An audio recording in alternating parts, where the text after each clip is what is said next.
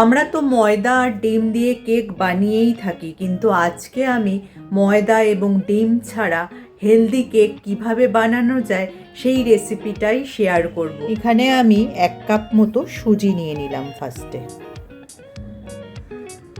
তারপর এতে আমি 1 কাপ দুধ মিশিয়ে দিলাম। নর্মাল টেম্পারেচারের দুধ, না ঠান্ডা না গরম। এবার এই দুটোকে খুব ভালো করে মিশিয়ে নিতে হবে। এটাকে এবার একটু 5 মিনিট ঢাকা দিয়ে রেখে দেব।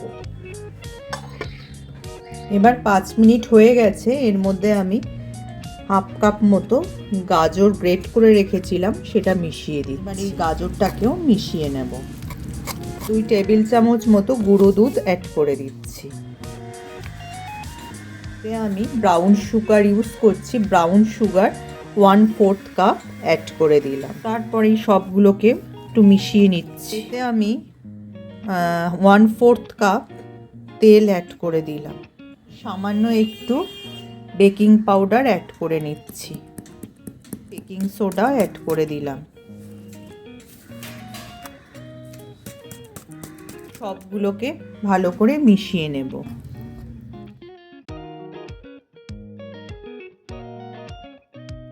আমি 3টে স্টিলের বাটি নিয়েছি। একটু তেল ব্রাশ করে নিচ্ছি। বাটিগুলিতে আমি ব্যাটারটা ঢেলে নিচ্ছি। দেখো, এর উপর তোমরা কাজু সাজিয়ে দিতে পারো।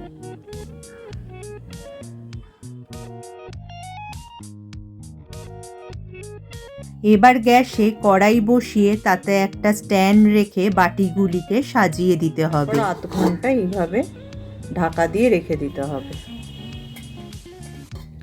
দেখো 8 ঘন্টা হয়ে গেছে। দেখো কি সুন্দর কালারটা এসছে,